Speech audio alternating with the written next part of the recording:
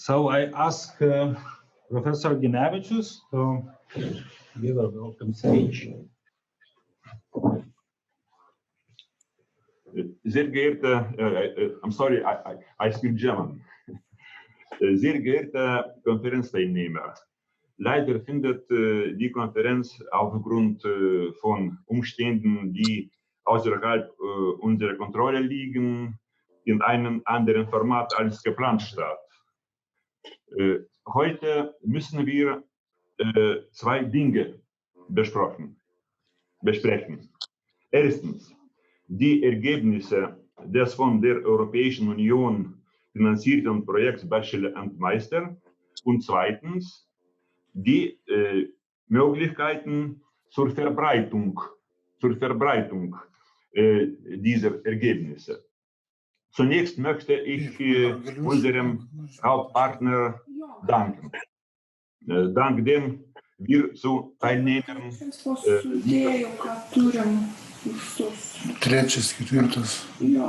ist Hanse-Parlament, dessen Präsident Dr. Max Hogeforster und der geehrte Dr.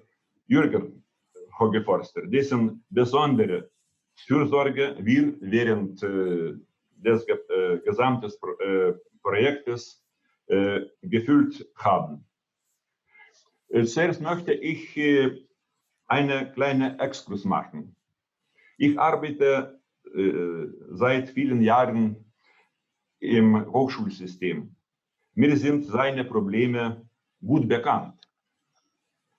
Das Hauptproblem ist, dass, soweit ich mich erinnern kann, die Universitäten auf der einen Seite der Barrikaden standen, die Produktion und das Geschäft auf der anderen.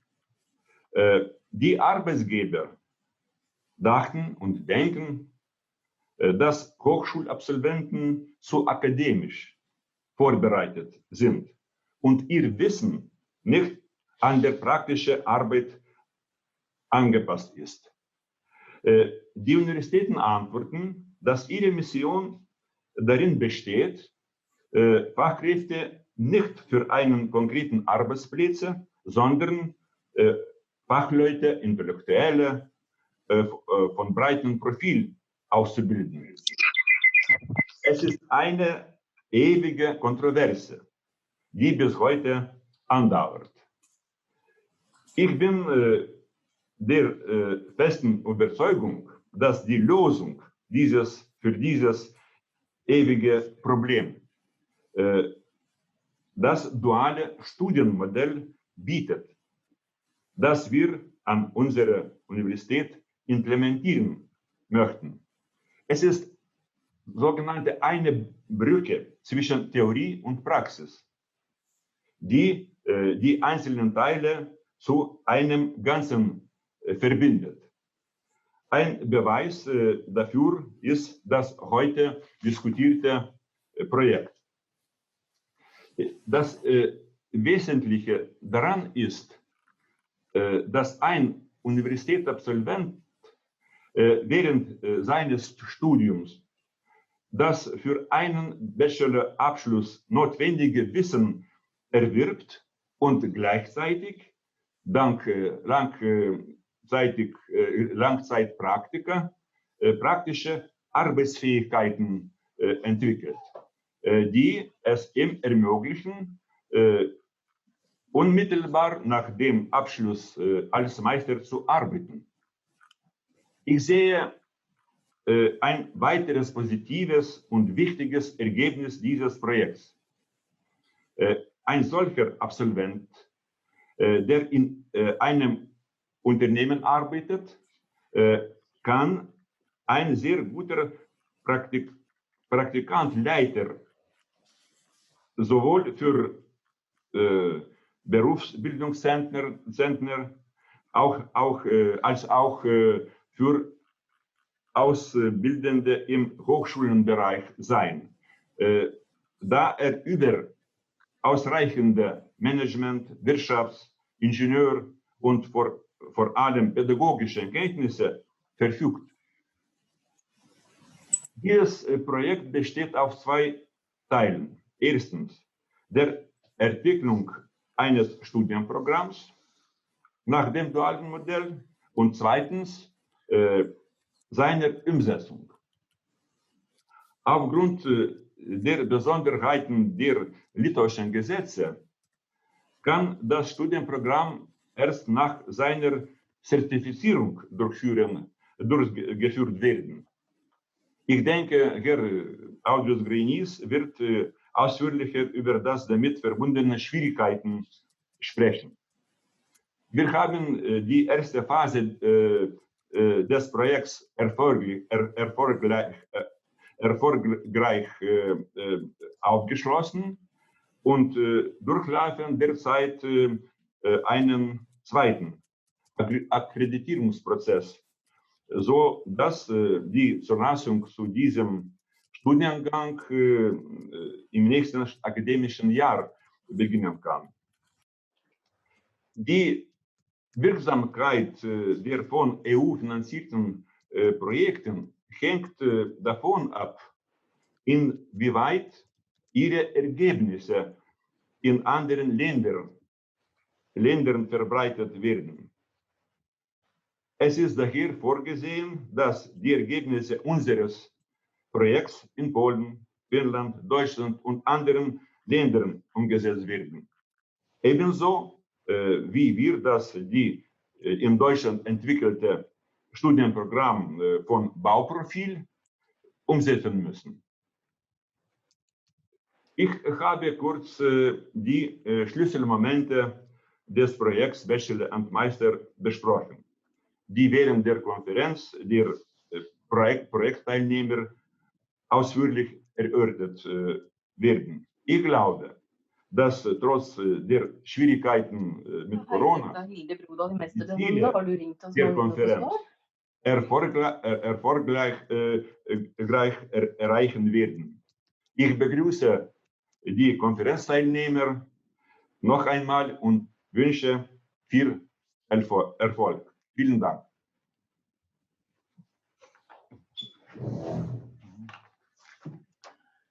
Okay, I will try in a few words to summarize what Professor Ginevicius said. He was speaking about the need of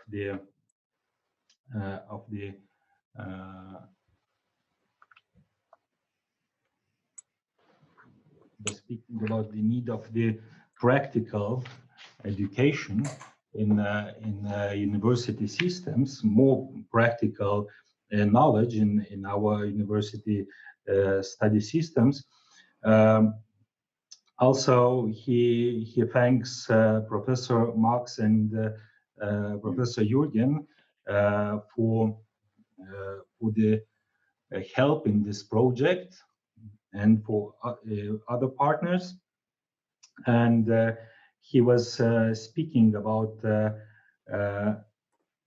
dual education as it is the bridge between theory and practice.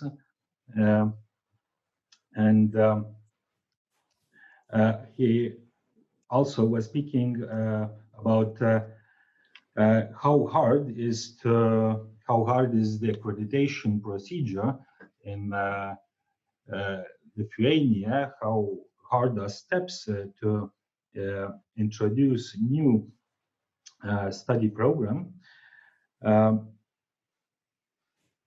And he mentioned that it's really important to implement dual learning in other countries, in other institutions.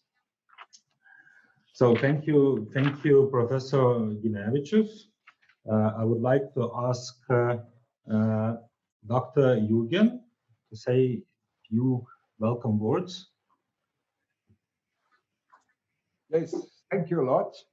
On behalf of the Hanse-Parlament, I would like to welcome you to our online conference with the presentation of results of an important project. My name is Jürgen Hogeforster. I'm Senior Project Manager of the Hanse-Parlament. Together with Elina Pridulena, I have managed the project we are dealing with today for the past 3 years. The Hanse-Parlament was founded in 1994. It is an association of 50 chambers and 20 universities from all Baltic Sea countries, including Russia and Belarus. We are concerned with the promotion of small and medium-sized enterprises, the promotion of innovation, dual vocational training, a great deal with further training, dual university courses, and securing the demand of skilled workers and entrepreneurs. In the conference, you will learn a lot about the results of the project, development and implementation of dual bachelor's degree programs with integrated vocational master craftsman training. Therefore, I will give you a brief introduction with some personal experience. After attending school, I did not study at once, but first completed a vocational training and then a training as a vocational master, which ideally combines practice and theory. Later, it turned out that this was my most important training. Afterwards, I studied engineering and then economics. My vocational master training was a good basis because I was able to put theory into its practical context very well. 10 years later, I founded a handicraft enterprise with a friend, which I accompanied part-time for over 30 years. Here I learned that master craftsmen are the ideal managers and high-quality skilled workers for a company. Later, as General Director, I lead the Hamburg Chamber of Craft and Small Business for more than 20 years, to which around 15,000 companies belong. It was here that I learned that master craftsmen are outstanding entrepreneurs and that high-quality master craftsmen's training can ensure the next generation of entrepreneurs. In SMEs, the owner must have good practical skills and knowledge, as well as good theoretical knowledge. The master craftsman's training provides both in an optimal way. In contrast, university students have very good theoretical foundations, but lack practical experience. This is why SMEs can only attract a limited number of young entrepreneurs from university. Therefore, I also wanted to transfer the combination of praxis and theory to higher education. That's why we started to develop and implement dual bachelor programs 20 years ago.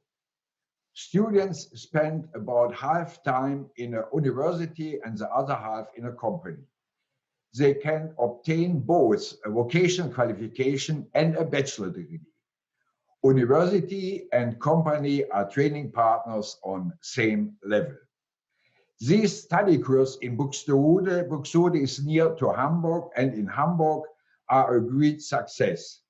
The students and all the companies are delighted. The best proof of this success of the dual courses of study is the fact that the Hamburg government has decided to establish a new state university next year dedicated to vocational training and offering only dual bachelor courses of study. Against this background of experience, I got involved in this project. 2 dual courses of study for civil engineering and for electrical engineering were developed and tested in practice, which can be completed with a bachelor's and a vocational master's degree. I am sure that with these courses of study, we will, on a large scale, attract optimal managers and outstanding entrepreneurs for SMEs. I thank very much all partners for the good and constructive cooperation. Thanks a lot.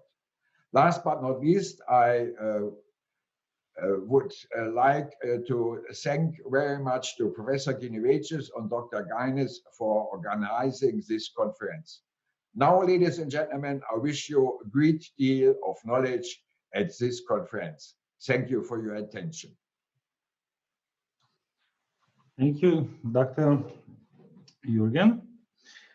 I would like to remind for those who hasn't registered yet, you can register in chat room by writing name, surname, country, and your institution.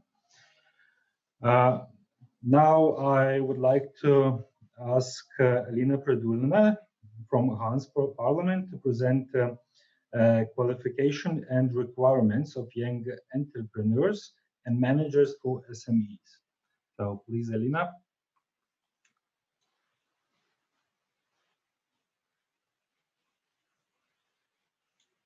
Alina, we can't hear you.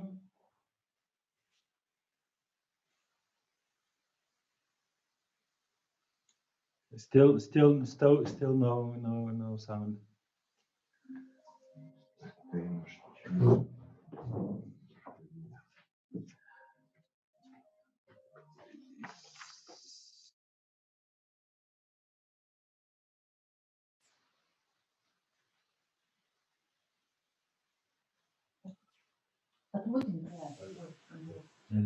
Hello, good morning.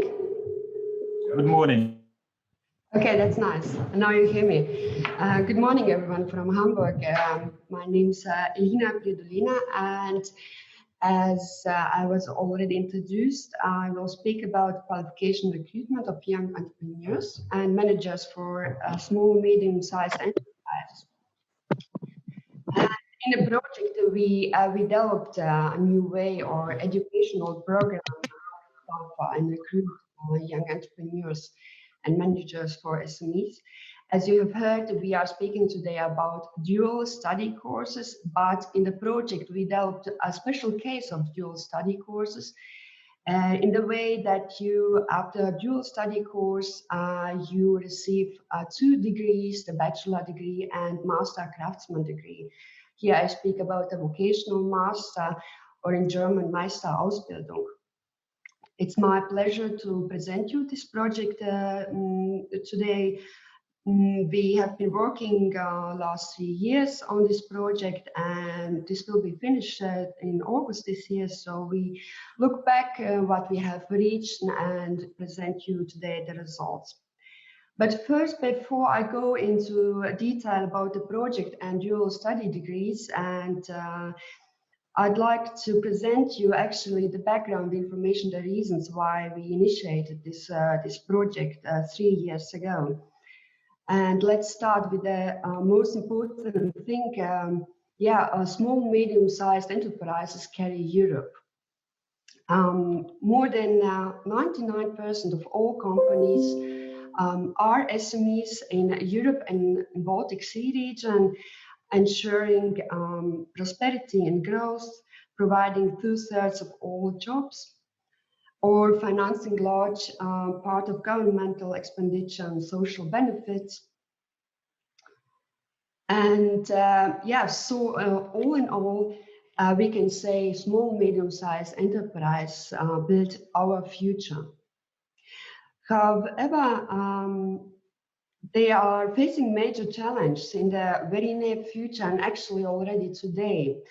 We have identified 2 of them. The first one is our quantitative bottlenecks, mainly caused by demographic developments, low birth rates, aging population, and especially in Eastern European countries, additionally, emigration.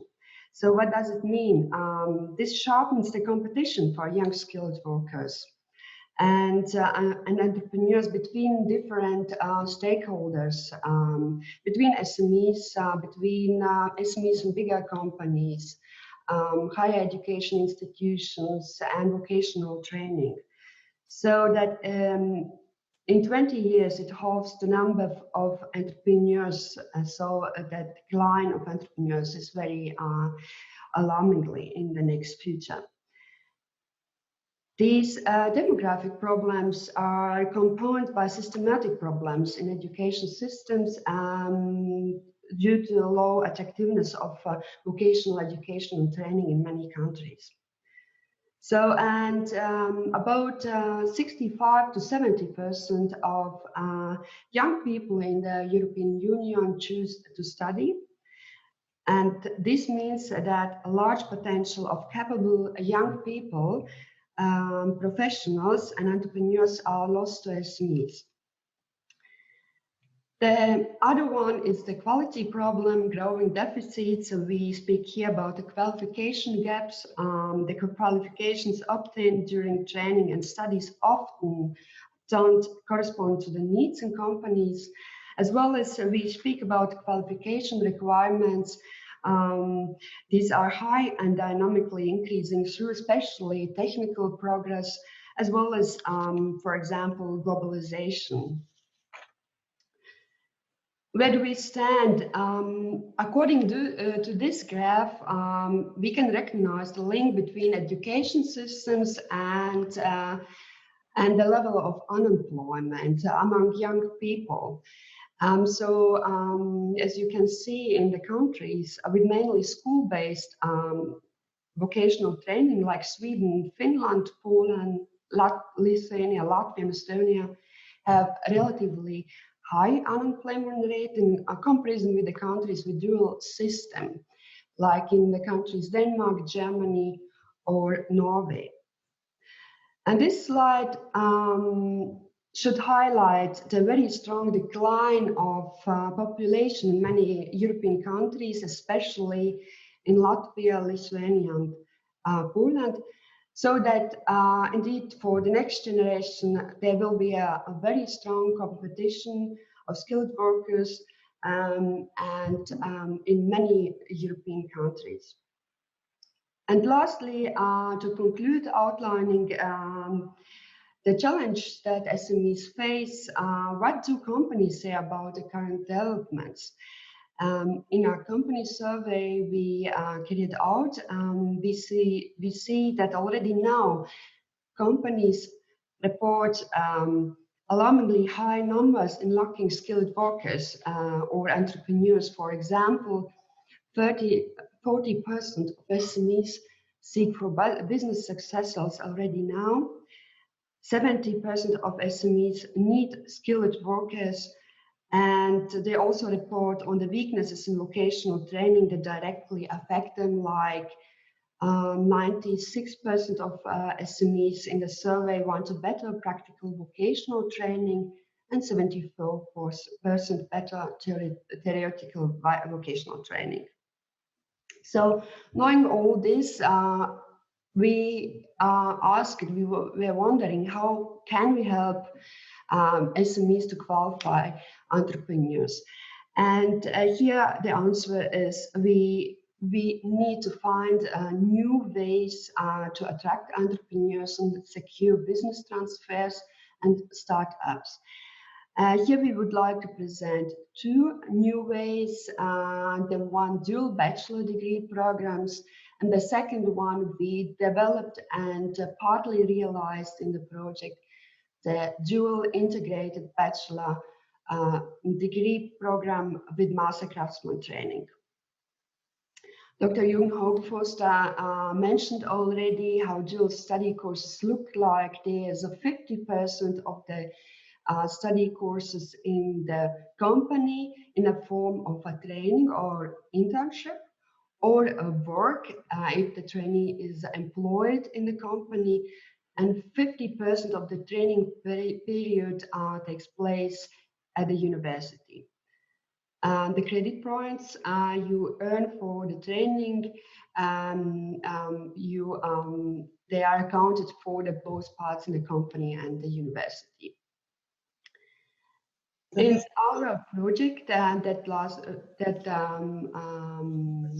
3-year project. We designed and implemented a dual bachelor's degree study course with integral attainment of bachelor and master's degree. And the project partners who worked with were Satakunta University of Applied Sciences in Finland, Hochschule 21 in Germany, Vilnius Gediminas Technical University in Lithuania, Poznan University of Life Science in Poland, Wielkopolska Craft Chamber in Poznan, and Hanse-Parlament as a lead partner from Hamburg. So how does a dual study course look like? So for dual study courses, the candidate need to have a general higher education entrance qualification or advanced technical college entrance qualification. And as I said before, 50% the candidate learns at the University of Applied Science or college, and 50% in a training company. And the first 2 years, the trainee visits also vocational school. So that after 2 to 2.5 years, the student complete the training as journeyman, or in German Geselle, or skilled worker, Fachkraft. So you have vocational qualification. Continuing the studies after 3.5 to 4 years, it depends on the profession you study. You receive the bachelor degree in different professions like civil engineering, business administration, facility management, and so on. The dual integral study course we developed in the project has similar or almost the same structure. It's built in 4 study years. You start the study course with admission to higher education. During the studies, you can make an exam to the journeyman or skilled worker. As it is very big workload, it's also good to start the studies with the journeyman qualification already. After at the latest 4 years, you then receive 2 degrees, the bachelor degree and vocational master craftsman qualification. In the project, we worked with 2 models of integrated dual study course. And the first one I would like to present is that our partner Vilnius Gediminas Technical University developed in the profession electric engineering and master craftsman training in electric professions. This dual integral study course lasts 1,800 to 2,200 hours. And in this case, the dual bachelor study course covers completely the contents of master craftsman training. So that if you go study course, you afterwards receive a bachelor of the bachelor degree in electric engineering and master craftsman qualification in electric profession. Before this conference, we made the videos you can see at the YouTube channel of Hanse-Parlament YouTube channel, but also about this study course, the professor Dr. Greines will speak later and introduce you in detail. The second model we worked in the project is the combined dual bachelor degree. That means the dual bachelor study course covers the main parts of master craftsman training. So one part you do additionally after the studies or during the studies. This combined concept we developed in civil engineering and master craftsman training in construction. By Hochschule 21 in Germany, in Buxtehude. And We started already this study course with, if I remember correctly, with 95 students. And Professor Dr. Weise will speak about experiences and more a bit later. Besides this development of these two concepts and dual bachelor study course, we had the further goals and activities in the project. For us, was important also to change experience and to learn from each other. So here, our partner from Finland introduced us to entrepreneurship training in Finland. This experience you also can see in a video at the Hanse-Parlament YouTube channel.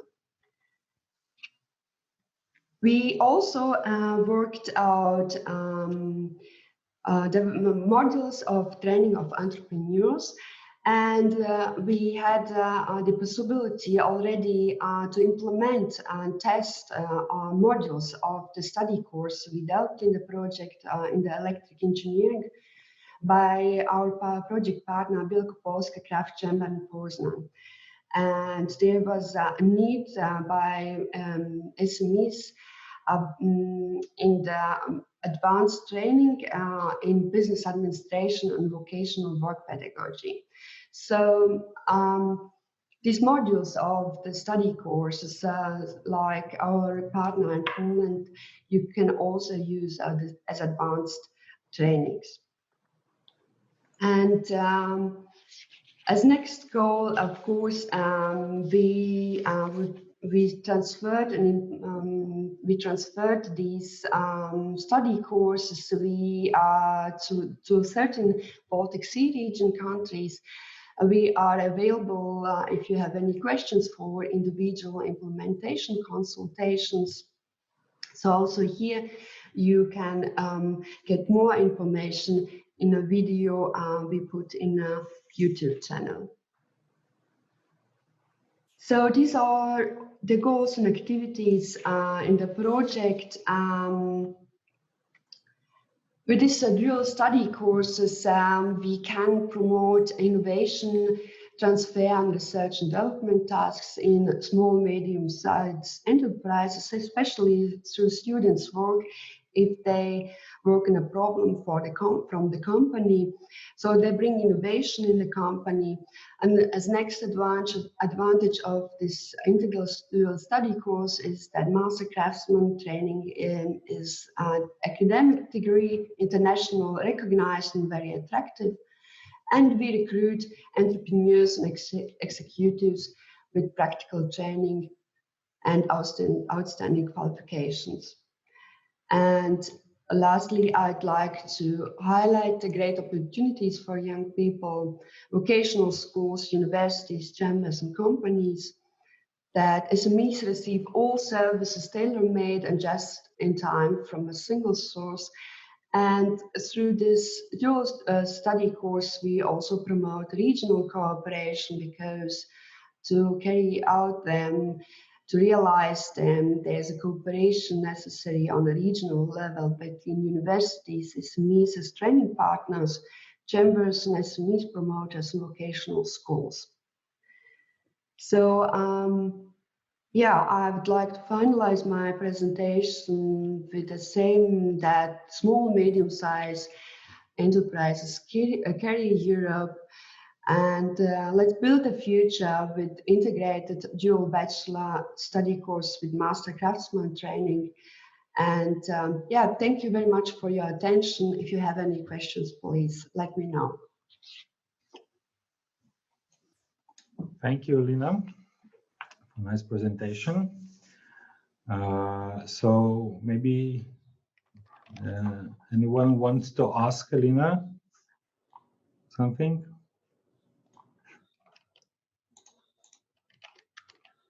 Gal yra kažkokių tai klausimų? Norite paklausti Linos?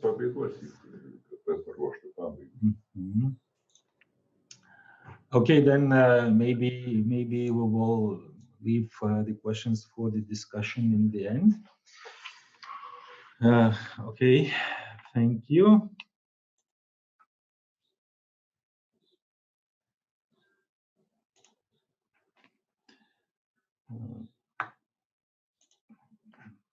Okay, we can stop sharing, Alina. Oh.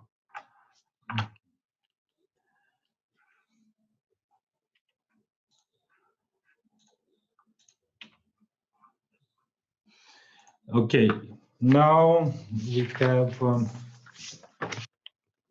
presenter from Vilnius Gediminas Technical University, and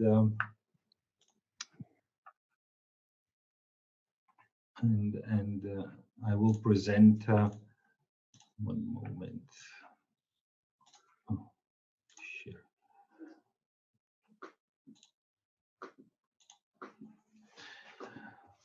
The integrated innovative training for master craftsmen and electrical engineering. Really complicated topic from the first point of view, but the topic under this topic, really simple message is hidden, is how to help young people who just finished the universities to learn how to apply their gain theoretical knowledge in university. So in the beginning, I would like to start about higher education situation. What is higher education situation in the terms of practice and theory? So now we can see that theory in higher education is about 93%. So, and the practice is 7%. In this 93%, we are counting also laboratory works, everything what is learned inside universities. Practice, it's about 7%. So these are practices where students are going in the field, learn in the field, so in the companies or other institutions. And the third gap represents how much time is spent for work-based learning. Yeah, when the students are finishing universities, young people, they are coming to small companies, big companies, and we ask our partners what is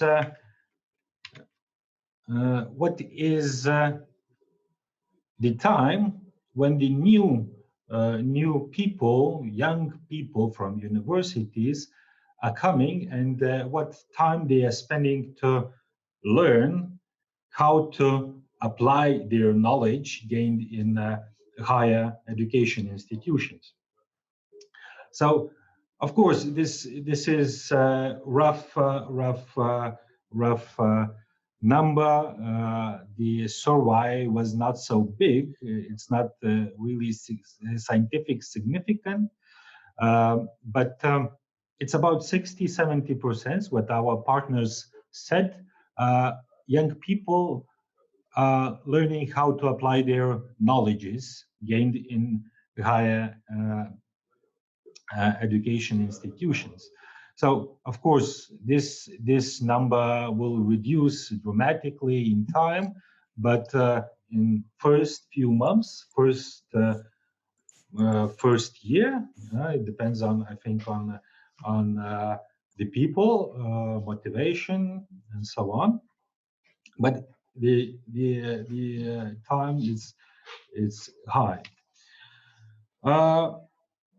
So because of that, because of I will come back to reduce the time work-based learning time when young people are coming to the field, to the working field.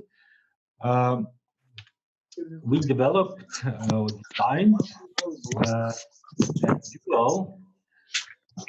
a dual study program, bachelor degree study course with integral attainment of a bachelor's and master's degree. Also, really complicated name, but under this also simple, but not so easy accessible messages hidden that to reduce the time when the young people's spending to learn how to apply their knowledge, gain theoretical knowledge. So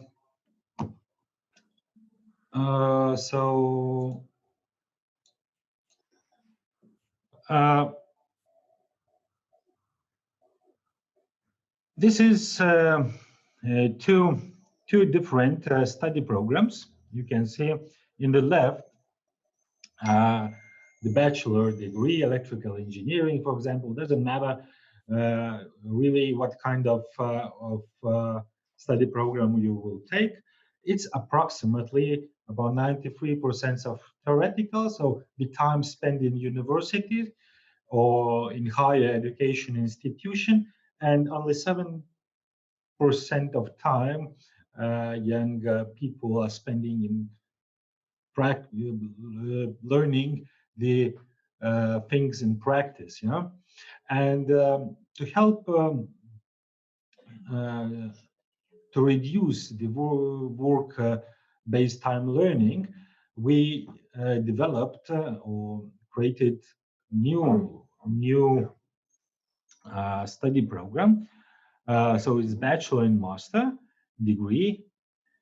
The idea is to split the time, the learning time. 50% in time will be spent in universities or higher education institution, and 50% young people or students will spend in common companies by learning how to apply the gained theoretical knowledge.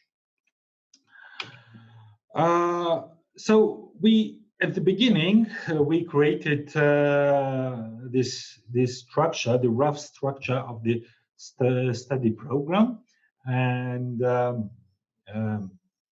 we had three different choices for our partners in industry. We asked them to choose which one is better. Later we will talk about them. So the first one is that in each year of the study, the student takes 1 month to attend in a higher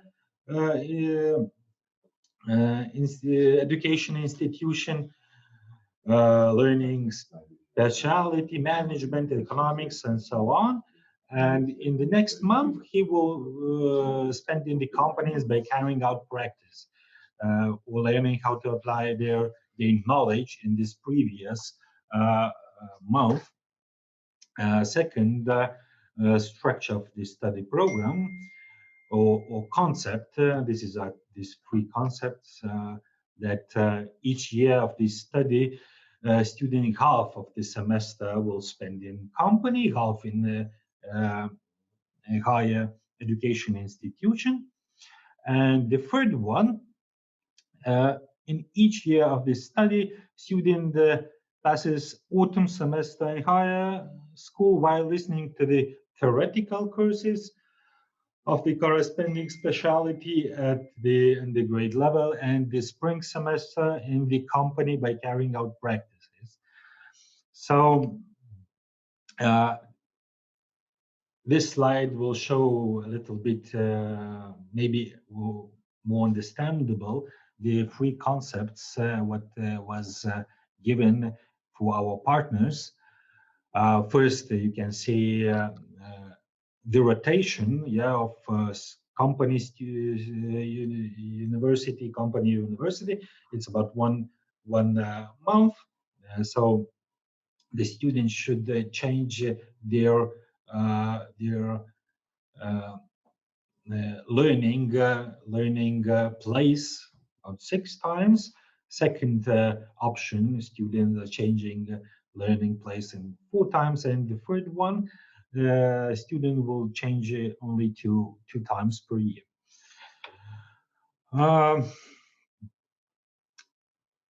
So we asked our partners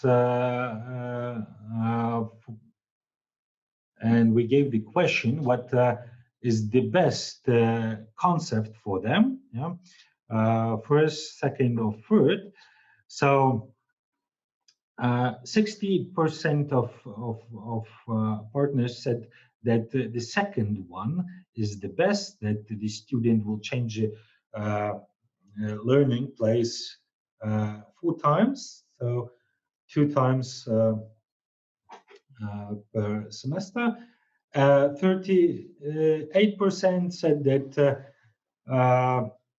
the third option is best for them, and only 2% said that is the first, that 1 month in the company, 1 month in university.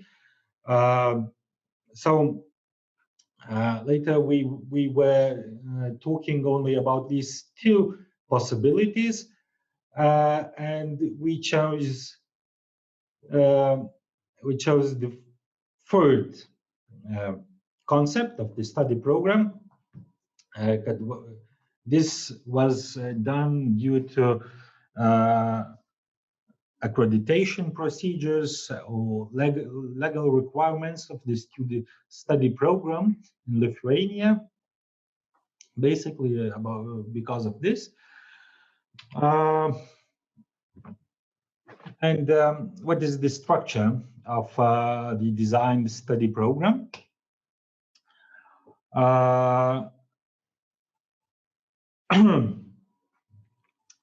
What is the structure of this 50% of the practical part of our study program?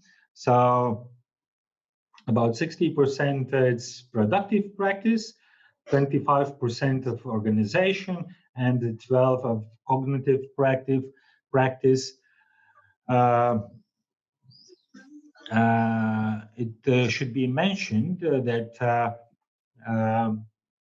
the practice in the companies and learning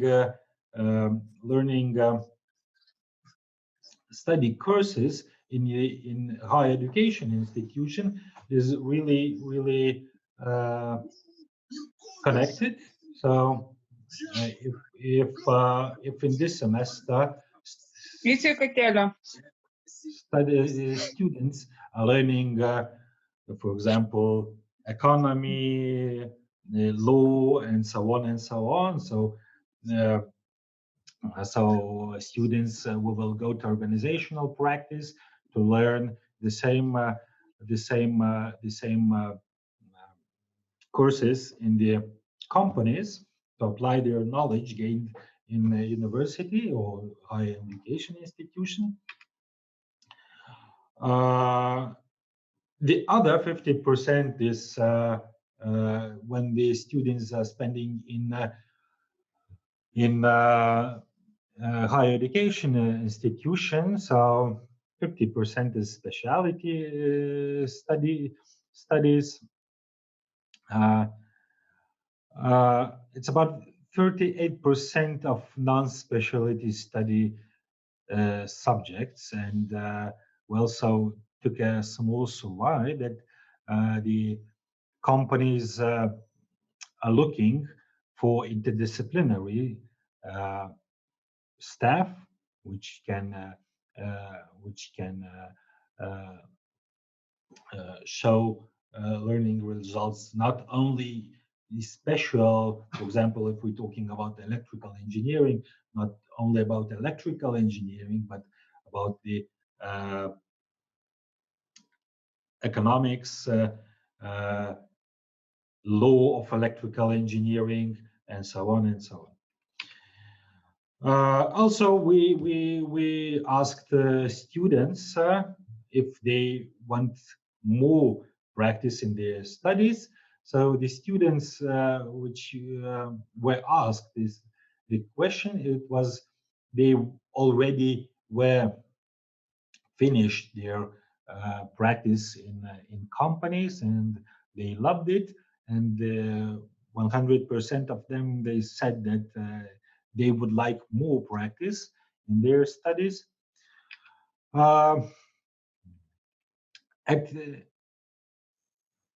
In the end of my talk, of my presentation, I would like to say about the importance about lifetime learning. Yes, it's the learning. It's not should be stopped when you are finishing higher education institutions or any other education institutions. Learning new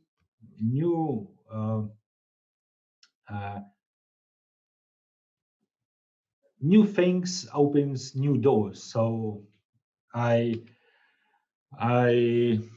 wish you that you never stop learning. And I'm ending with the same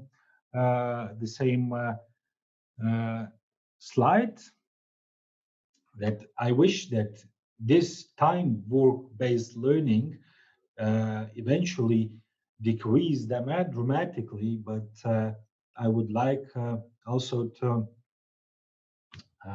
I wish that it's not go to zero, because by stopping learning, I think it's not good. So thank you for your attention, and if you have any questions, please be free to ask.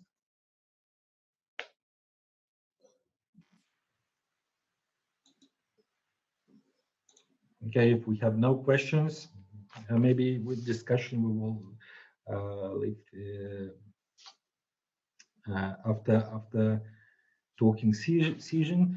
So now I would like to ask Dr. Max Rogeforster, President of the Hanse-Parlament, to speak about innovative business transfer models for SMEs in the Baltic Sea region.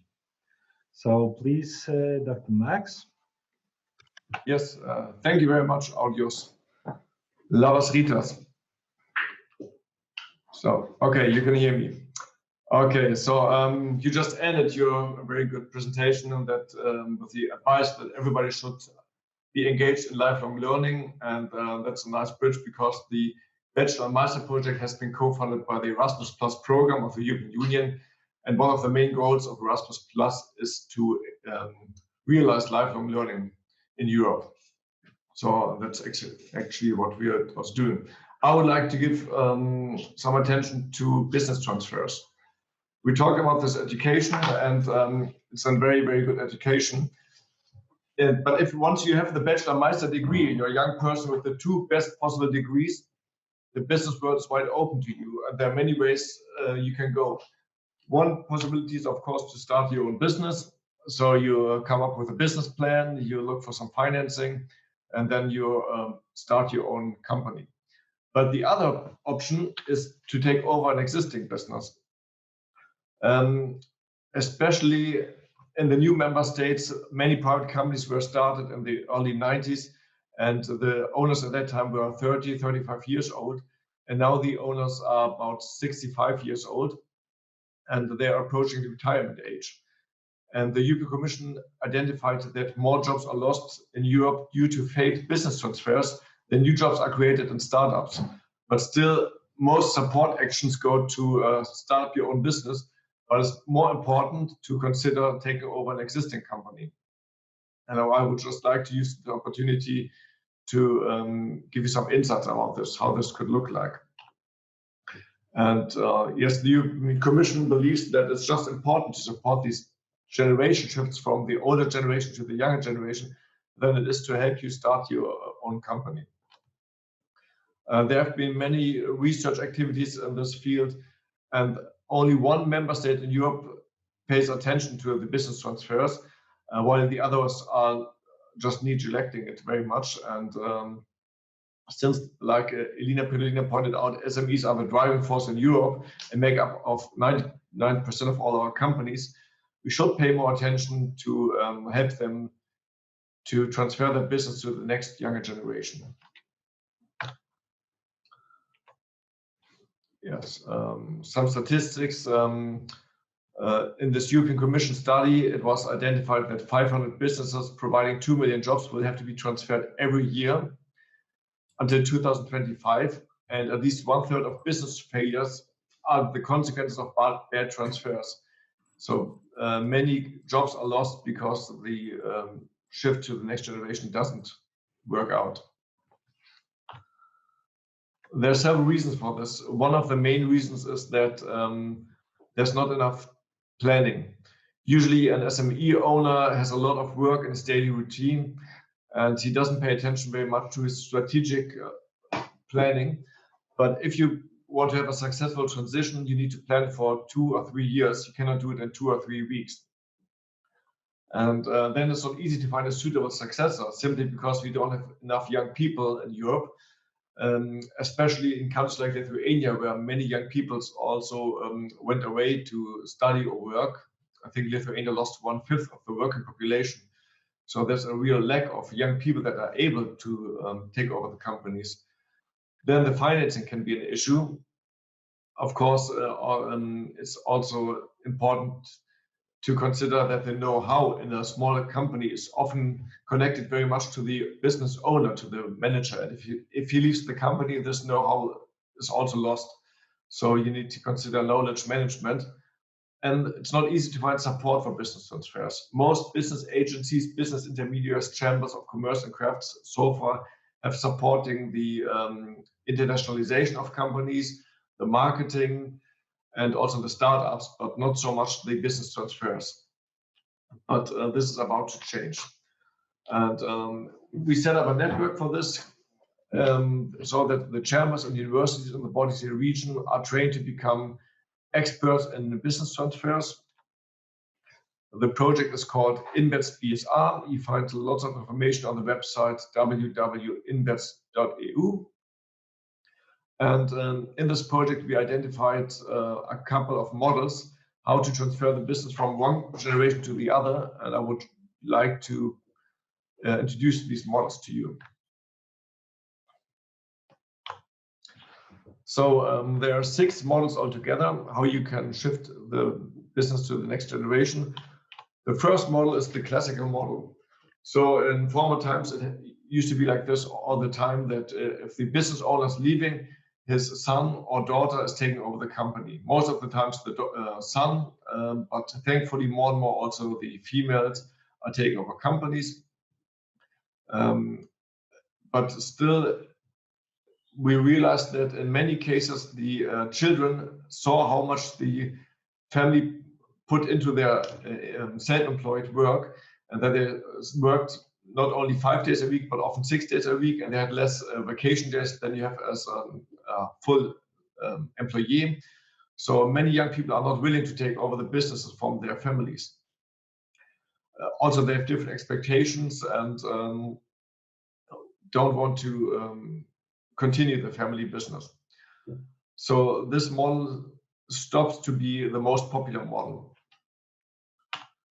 The second model is the takeover by an entrepreneur. For example, what we're doing in this project, Bachelor Meister. If you have a young, well-qualified person, this would be the ideal candidate to take over a company, especially if that young person has been trained in this 2-hour training and spent his practical training in that company.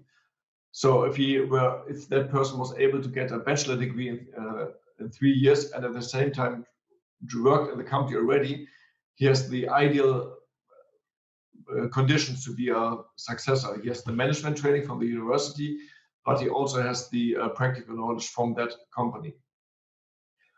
But also when discussing this, you need to get some support, especially when it comes to identify the value of the company, what's the price of a company that you give to the next generation, and we'll offer some consultation advice on this.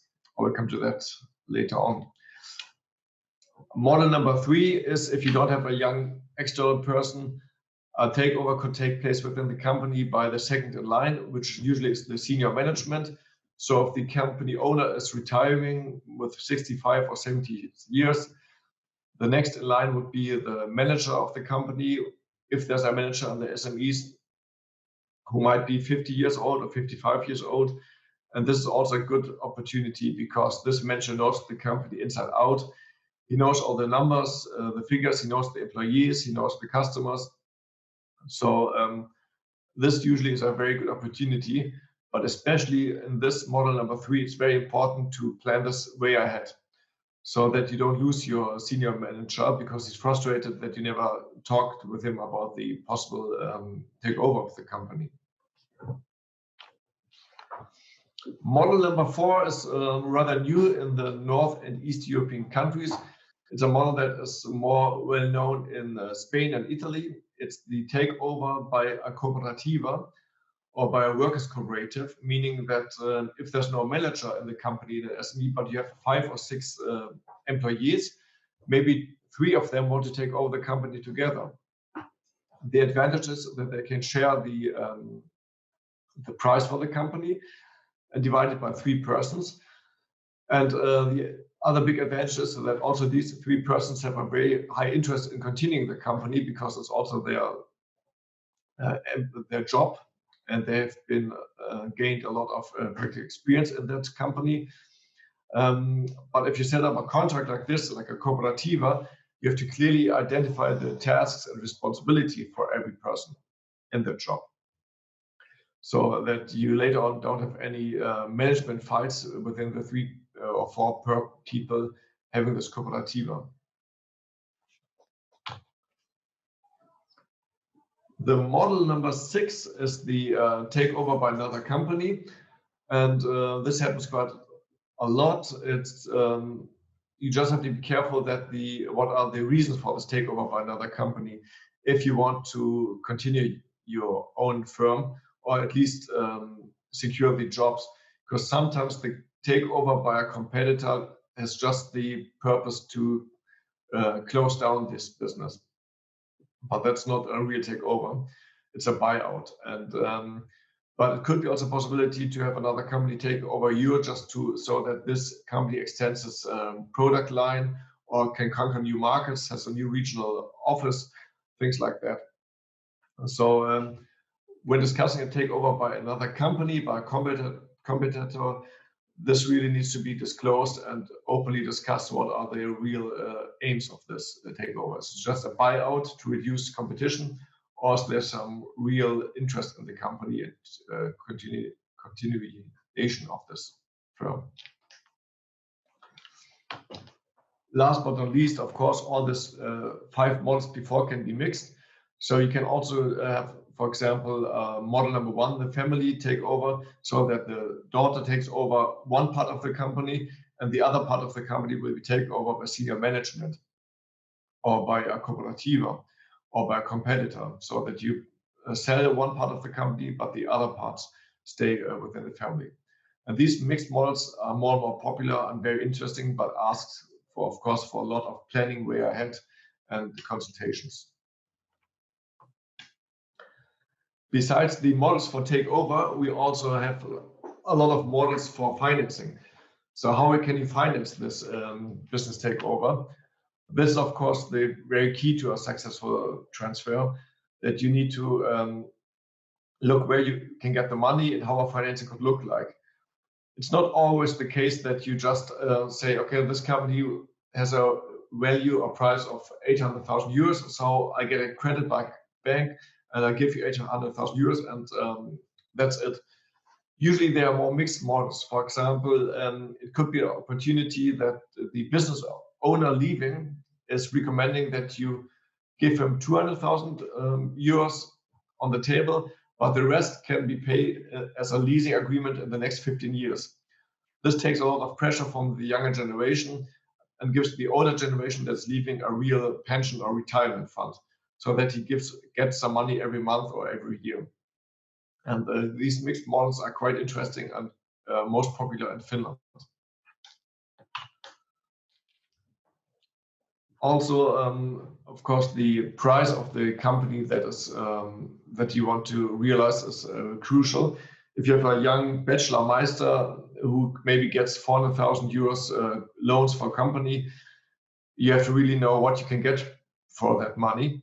And so we developed some tools that help you to identify the value of your company. There's a big difference between the price and the market value, of course, and you need to negotiate this. But for this, you need an estimate about the price of the company, of the possible price. And we developed several models that can be used on this website, invest.eu. Also, we have some models about knowledge management, how you can secure that the knowledge stays in the company. And all in all, I think we offer some very good advice to young people with a perfect education like the Bachelor Meister, how to take over the company and where to get support in case you need some support. At the end, I would just like to point out again that this is really an option that should be also promoted by the universities and the companies teaching the young people and training the young people, that you don't only think about starting your own company, but it could be much more fruitful if you take over a company. It can be beneficial for the owner that gets new lifeblood into this tree of life. And it can be very rewarding also for the young person to take over an existing company with existing customers, existing marketing structures, and so on. So thank you very much for your attention, and I'll be happy to answer questions later on, or right now if you have some direct questions to this presentation.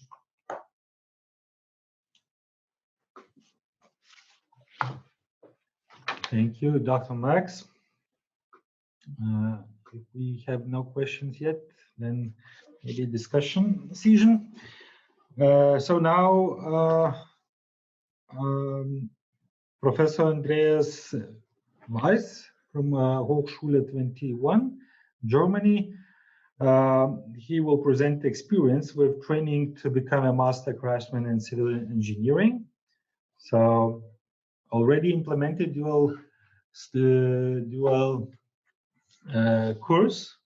So please, Andreas. Yes.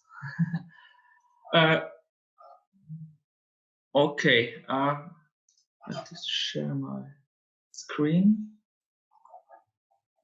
Okay. Welcome. My name is Andreas Weiss. I'm professor at Hochschule 21 in Buxtehude, Germany. We are a university with a long tradition in dual study courses. Actually, we started in 2006 with dual study courses, and later we learned that it's important to improve even more. So I will speak a little about our past, and we'll start actually with the analysis of vocational groups, saying how the construction occupations is now, then about the concept and special features of the study program, the content of our study program, and the development of the student numbers, because that is also a successful case that we can provide. Okay, when we are looking to the historical data, we can see that young people that want to learn a profession is declining. When we're looking to this chart, we can see in 1998, we had more than 165,000 young people that did successfully completed the final examination for trade apprenticeships. In 2016, this number was only 94,000. That means we had a decline of over 37%, which clearly indicates how unattractive is this. And we have even a second problem. Not only we have less people that are try to learn a profession, also when they are finishing, we have a constantly increasing group of they studying after. And that means for the master level, we have also an even stronger decline. When we are looking in 1996, we had 40,783 new masters. In 2016, we had only 21,266. Newer data are saying that we have now actually below 20,000. And that means we have a decline from almost 50%. And that is very scary for the future of our construction industry.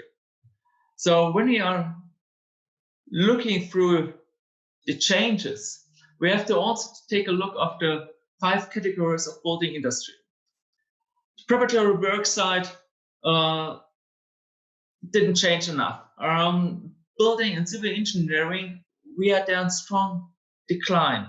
I will later speak a little bit more about that. Building installation as an area that is still increasing because of the new technology. You may remember words like smart home, building information modeling, and so on. Other construction works and leasing of building machines and equipment for operational personnel. We will not speak about that thing. Let us speak about this building and civil engineering part, what is mostly our job where we are working. A big problem here in Germany is that we do not have enough skilled worker for our work that has to be done. For our history in Germany, we always invited workers from other countries, from Turkey in the beginning, Italy, Spain, Portugal, in the 90s from Poland, Czech Republic, and now Romania and Albania. And when we are looking to the numbers, what we have in Germany, we can say still with this employees from other countries, we have a big decline. When we are looking only through the bricklayers, concrete workers, we can say in 2004 we had over 240,000 workers. And now in 2011, it declined to 202,000. But we do not have less constructions to do. And that is one of the main problems that we have. A secondary problem is based of our masters, especially in low population regions in Germany. When companies or owners are getting retired, as Dr. Hugo told before, there's a problem to find a substitute. And mostly they don't find any person who wants, so they still continuing until 80, sometimes until the 80s. But they have still the problem to find somebody. And normally here in our region, we can say they don't find enough young people that have the qualification to enter in this business. On the other side, as I told before too, we have an increasing number of young people that deciding to study. We have the one group that is deciding to study directly coming from the school, and the other group is they learn the profession, they are skilled worker, and then they said that is not enough. I want to study that. So over the last 10 years, from 2007 to 2017, we had an increase of over 200,000 new engineers. That seems very good for our economy, but when we are looking into this data, we see a problem. From this over 1,080,000 people with an engineering degree, only 800,000 are working as an engineer. That means over 200,000 people do not use their profession. And even this 800,000, only 600,000 are employees subject to social security contribution. That is a secondary problem. That means 200,000 people are working sometimes with no fixed job. And then we have 43,000 self-employed people. Also, this number is decreasing because they have the same problem to find young people that want to have their own business. And if that is not scary enough, let us take a look on this chart. It is saying about the age. In 2000, only 33% were 50 years or older. And the age of under 30 was 8%.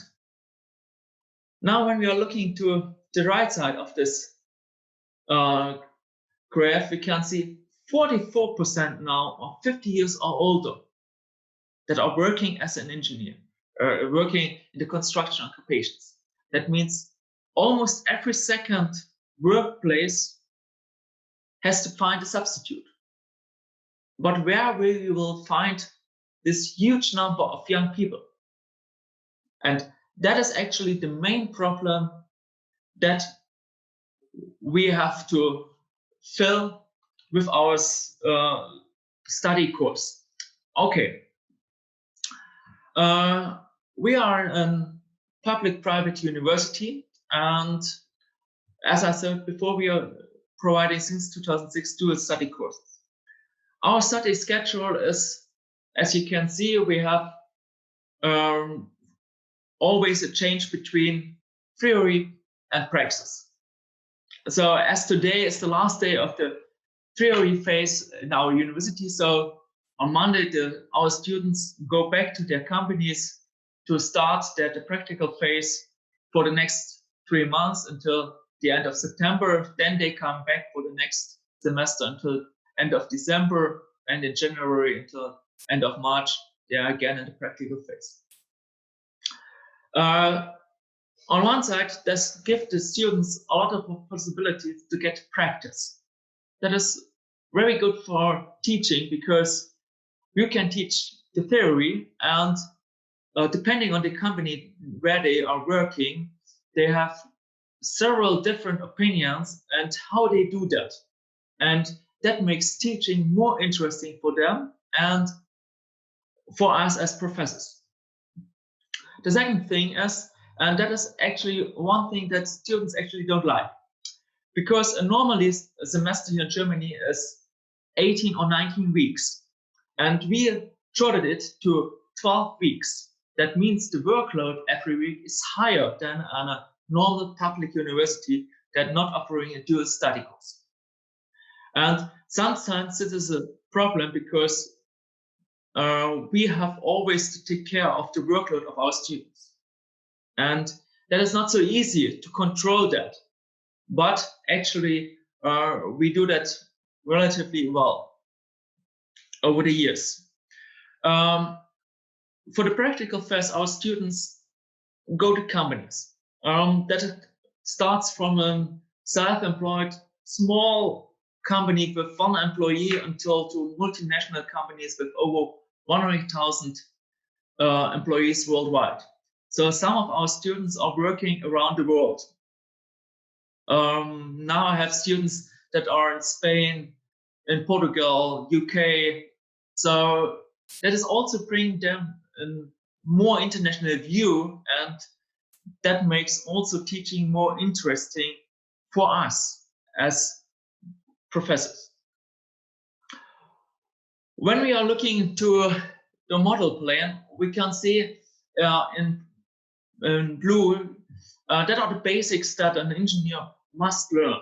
You have the mathematics, you have the technical drawing, surveying, business studies, you have building construction, construction material, structural design.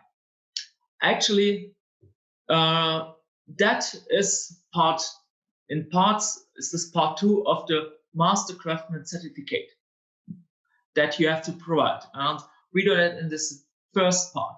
Important is this, we have every semester this practical phase where they have also to do works for the university. They are working 40 hours a week, and beside that, they have to do works for us. In the first semester, it's a weekly report where they have to say what they had done and what they had learned. In the second, in the fourth, and the sixth semester, he has to do a presentation in the end of this practical phase, and in the third and the fifth semester, you have to write a paper about a special problem in the company, helping the company to solve problems where the normal employee do not have time. Sometimes that are works related to process management, sometimes that are works looking for new solutions for problems, or introducing new software to the company, or making feasibility study for some new things or changes that could be good for the company. And that helps a lot of companies. Besides, they do the academical work. Then we have in green and in yellow are also important areas of civil engineering that they have to do to get their civil engineering degree. And then we have this red parts. In this red parts, we have key qualifications where the students have to do the proof of trade and work instruction ability. That's actually part 4 of the Master Craftsman certificate.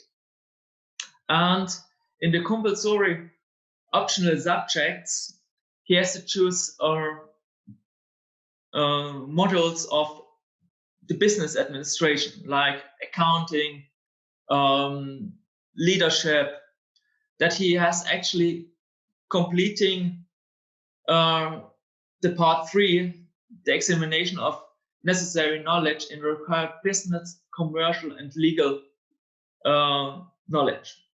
And in the end of the 7 semesters, our students writing their bachelor thesis in the companies. So in the 8th semester, he has time only to prepare their master examinations. Most of our students that directly do that, doing a preparation course, and then depending on the area, they have a situational task or the master examination. Looking to that, we can say it's not so easy for them, but as we have a lot of candidates that like to study here, that have a profession, for them it's an easy way to get a Master Craftsman certificate. And that's actually what we want to increase, as we are saying that we are a university in the region, for the region. So we want to train young people for our region. Here in Buxtehude, the district Stade, until the state, Hamburg, and some other states where we are working now. When we are speaking about the numbers, as I told, we have dual studies since 2006. The number is increasing, but now we have our limits achieved. Actually, we're saying that we want only 80 students in every year new. That means in totally we have 320 students. But as you can see, we have even a higher number than that. That is because sometimes students do an exchange semester or didn't pass some modules, so they need some extra time to do that. That's why the number is a little bit increasing. And the second thing is because of the large demand, we had increased since 2019 the number of students that we are accepting. By now we have 112 applications for this only 80 places. But in our case, the students have 2 different ways to come to us. They come to us directly, then they have to pass a test, and then to found the company. Normally, we help in this process. And the secondary way is with big companies, medium-sized companies here in the region. We have a contract that they choose the candidates, and we will accept these candidates that they had chosen. And that is the secondary way for the entrance. So sometimes we choose, and some more companies are choosing candidates. That's why the numbers are sometimes even higher than 80 students. That is the one side of civil engineering. Master Craftsman certificates, here in this line, the black line is only that directly after their bachelor degree doing their Master Craftsman certificate. But we know that a lot of our students are working then 2 to 5 years and then rethinking their situation and doing later then their Master Craftsman certificate. And that's why we do not count it, and sometimes we not even get knowledge that they did the Master Craftsman certificate, because they are not doing that only here in the Chamber of Craftsmen, Braunschweig, Lüneburg, Stade. Sometimes they do in other states, so that we not even get knowledge of that. But as you can see, we have a small number, but still increasing. We think that actually with all former students, we have around 10 to 12 students that actually do their Master Craftsman certificate. And that is what we are so happy about, that we have so many students that try to study with us, because they try to have not only the theory, but also the practice. Because when they finish in here their bachelor degree, they actually can say we have 3-year work experience. And in which other study course you can say that, if you're not studying a dual study course? So that is the biggest winning point for our students. And the secondary is to do their Master Craftsman certificate. Is a secondary important point for some of them, because with this they have the opportunity to get their own business and substituting owners that are retiring or creating their own business. And creating new business is very important for economy. So we hope we can achieve that more young people try to study with us and open their own business. Thank you very much. If you have any questions, please feel free to ask. Thank you, Dr. Andreas Weiss. It was a really good and interesting presentation. So we've finished talk season. We're going to discussions. Maybe someone wants to ask. Andreas, for example, he finished just now, and we are fresh to ask questions. No. So maybe I will, Andreas. Maybe you have survey or I don't know, feedback from companies where the students finished your study program are working. How they, if you have such feedback, how they respond and how they evaluate this kind of study program. Andreas, we can't hear you. Maybe, yeah. Sorry. From our over 700 companies that we have, we can say that more than 67%, 87% of all our former students continue in that company. So mostly the companies evaluate our students very well and saying that are very good trained employees. And that's actually a good thing, because we have several companies where we know that they have a lot of retirements in the future, so they need a lot of students. And in the last year, that some companies want a special course only with us for their own employees.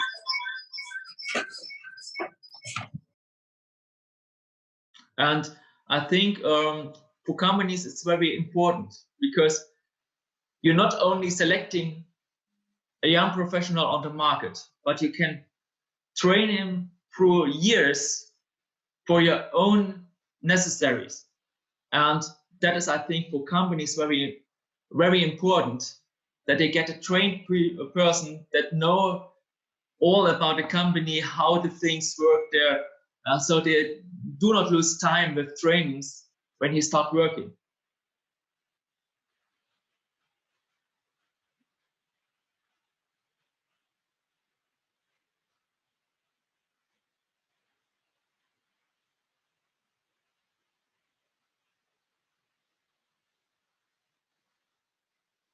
Audris, we don't hear you. Sorry, also forgetting to mute. So you have one program, one study program, yeah? And what is the need of other disciplines, electrical engineering, or I don't know, other fields of engineering about this in Germany? Well,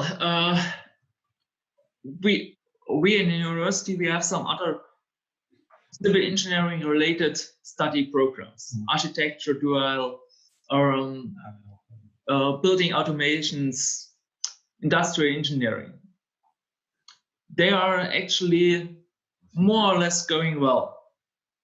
When we got to the more electrical engineering, mechatronics, that are two areas that are very complicated because we have a declining number of applications in these fields. And that is actually a very big problem for the German economy, that less people try to study an engineering course. Yeah, this is another problem. Okay, maybe someone from attendance wants to ask. I would like to ask the following question for Audris Grainis.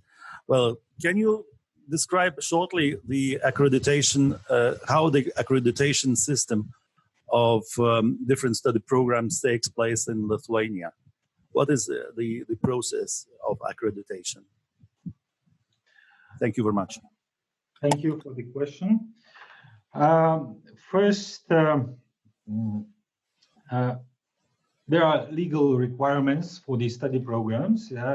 Usually, universities or higher education institutions have their own legal requirements for these study programs, and we have governmental study program requirements. So we must fulfill all of them. Firstly, I don't know really in in other higher education institutions, but the accreditation procedure starts with the faculty, academic council. Then it goes to university study council, and if the university agrees, that means the Senate of university agrees to implement such study program. The study program goes to SKVC, so it's the governmental institution for accreditation of new study programs and laws. And then they are looking for general requirements of this legal general requirements, if it fulfills, and that's all. Well, but don't you think it's a little bit complicated, in fact, compared with other study program accreditations in other countries? Don't you think it should be a little bit more simple and understandable? From one way, it's complicated, and you should go through a lot of steps to implement new study programs. It's not only for this one; it's for all study programs. It's such way you should go in Lithuania. Maybe in other higher education institutions, it's a little bit different. Same. But from another point of view, it's I think it's the steps we are going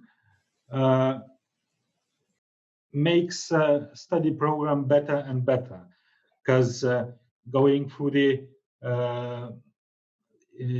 faculty, university faculty study council, then going through the university study council, you keep improve and improve your study program. So if the study program, which is going to the governmental SKVC accreditation institutions, it's the best what is can be. Yeah. Thank you very much. Maybe more questions for me, for Elina, for Dr. Marx, or Dr. Andreas Weiss? Oh, we have a question that we received via email from the conference website. And if that's okay for you, I would just like to read it out and ask the universities for their opinion on this, if you have an opinion. And the question is, what do you think, will the graduates that have been trained in the company stay in the company, or are they usually leaving the company after the training for better jobs? If the question for me is, I am also a practice tutor in our university for a few other study programs, and usually in Lithuania, when the students go to the practice, about 80% of them, they are living in the same company for the first years of their when they finish university. So companies, as Dr. Andreas Weiss said, as well as in Germany, as well as in Lithuania, they like to grow their own employee. Yeah, they would like to teach them how to work in their own company, and after the practice, they are staying in these companies. Almost 80% of the students, they are staying.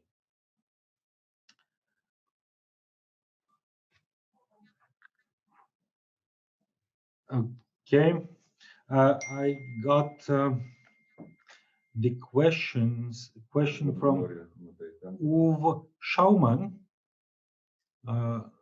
Maybe Uwe Schaumann can ask. No? Yes. Yeah. Uwe. Hello, everybody. It's it's a question about your research or the beginning of your presentation. It's like the interpretation from practice and the side of practice, the insight of practice from the students or from the company. In our Berufsakademie, we had 2 dual study courses since 2006 with students and young people who work in an enterprise and study in our institution. And we have the impression of the dual study programs in Hamburg that students understand by more practice, more the theory or the understanding of the theory in and with practice. However, some companies, sometimes small companies, understand this practice more as the involvement of students in everyday production in the company without many explanations. And therefore, from our point of view, the pedagogical part, training of the trainer, is very important because the students want to have explanations and descriptions and a connection from theory to praxis in their practice.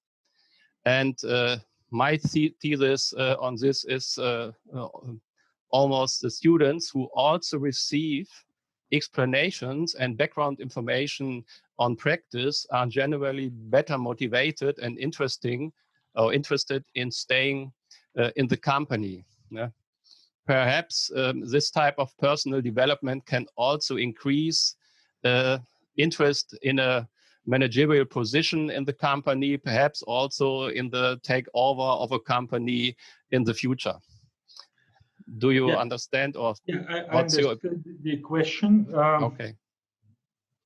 Yeah, I agree with you that the students who are coming from these companies where the companies took a lot of they are doing good job of teaching the student, yeah, to do the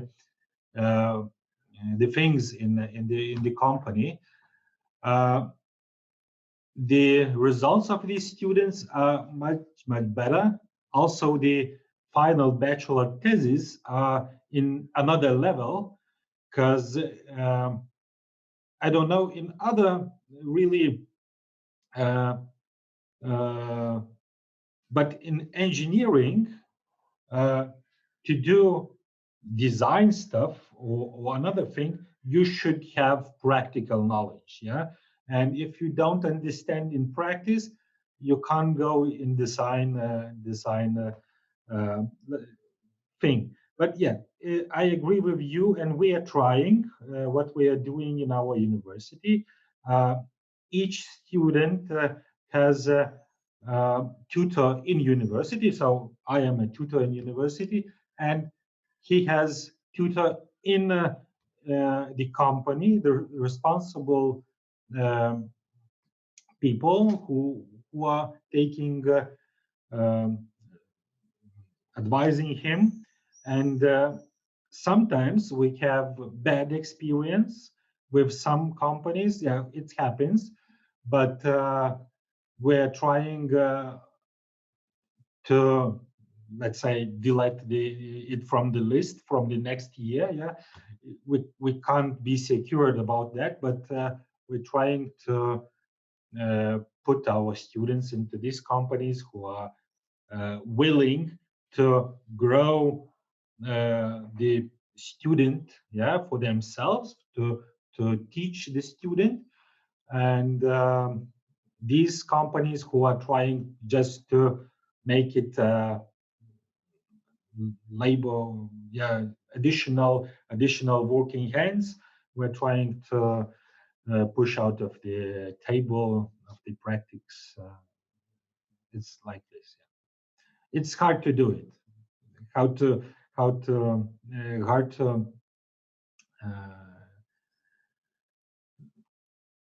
especially if new companies are coming and so on and so on. Yeah, thank you.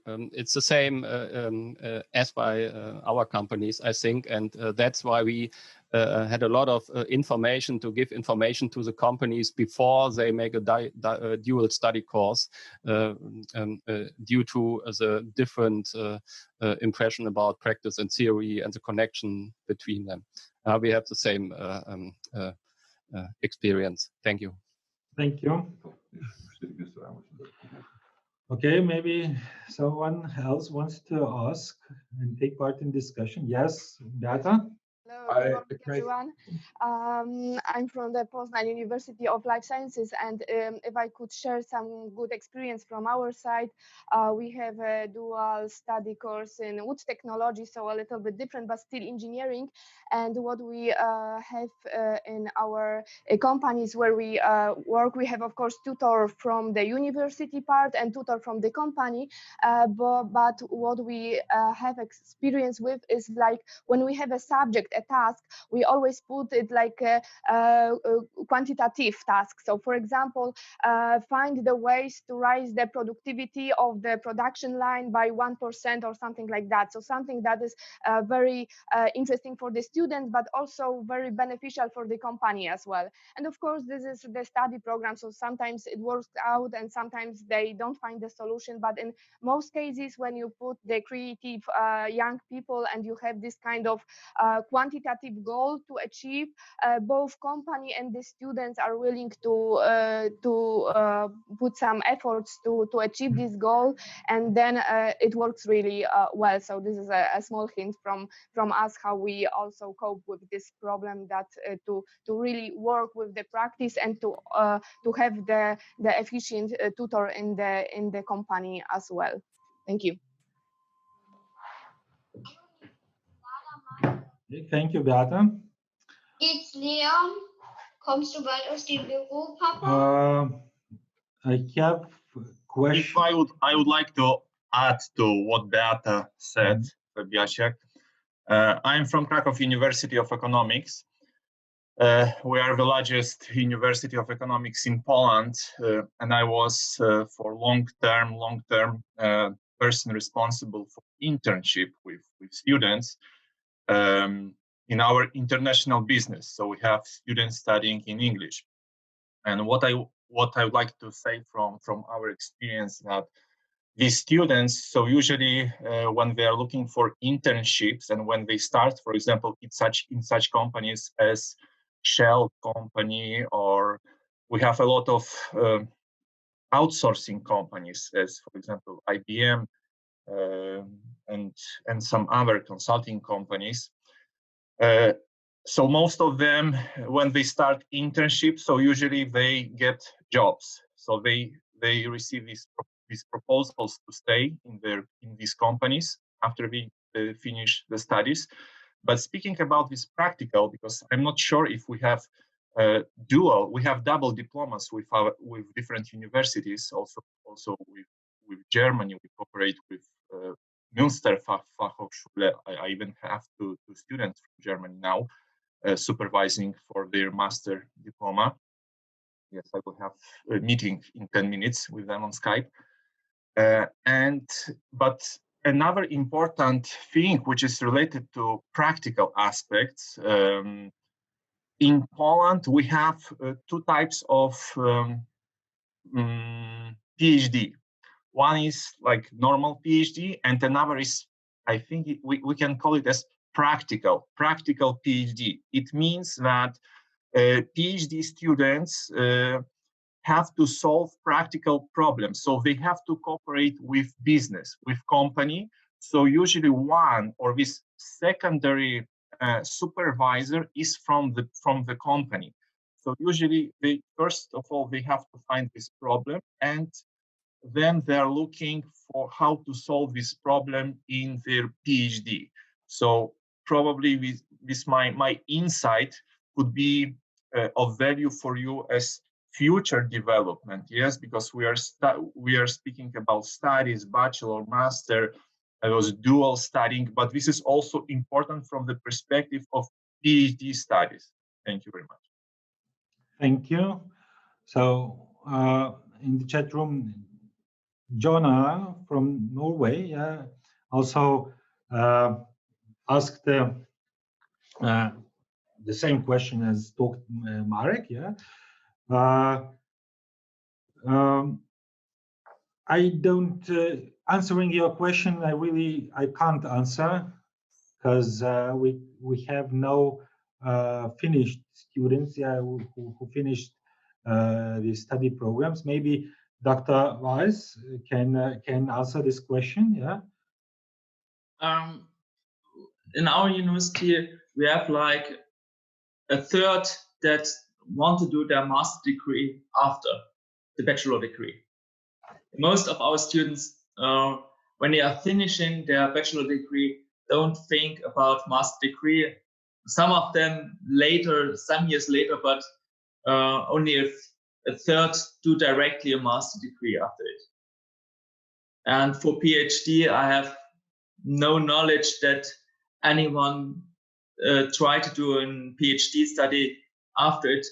That is probably also because we are in University of Applied Science, and PhD programs are based on universities, and normally if candidates from University of Applied Science are coming, they have to do a semester or 2 semesters to study to get a level for a university. I hope I could answer your question. Yes, you gave a good answer to what I was wondering about, because this is a really important issue when we are discussing these kind of things. The mutual benefits between the two systems. How, because we would like both the vocational and the theoretical, so to say, the theory and practice to both support these kinds of development. And then in my thinking, there has to be something in it for everyone. And what could be in it for academia is if we, through this dual system, also can support a new type of candidates into the higher education system. Because obviously, these kinds of students would enrich the future academic milieu, because they have skills that the ordinary academic students don't have. So they would enrich the future possibilities. So I think it's an important thing to think about and discuss in the future, how we can kind of not only bridge the gap, but build bridges that go both ways, so to say. Thank you. I really enjoyed listening to the presentations. Thank you, John. It was.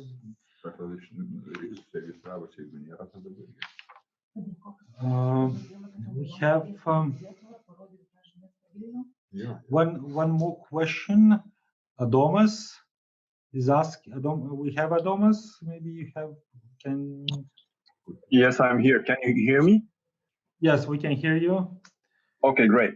So as I wrote, I have some short general question. Basically, have you asked the manufacturers, well, in other words, business sector representatives, of what they think about this program and how they generally evaluate it? Do they find the program beneficial for them at all, or maybe very beneficial? So some general question.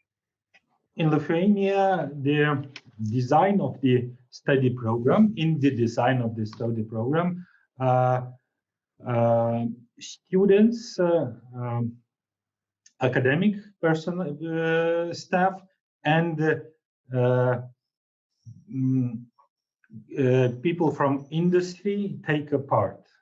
So mainly academic staff is doing all the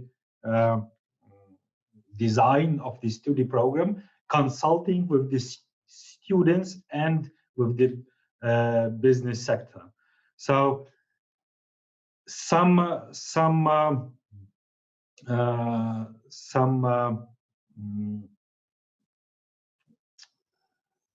things are coming from the business, some things from the students, and we are just summing everything up. So business sector, they would like to have this thing in Lithuania, this type of study program. Yeah. Okay, thank you. Thank you. So our time is finishing. In the chat room, you can find additional videos with these topics, the link for the additional videos. You can go register there and listen them. Thank you for all of you to participate in this conference.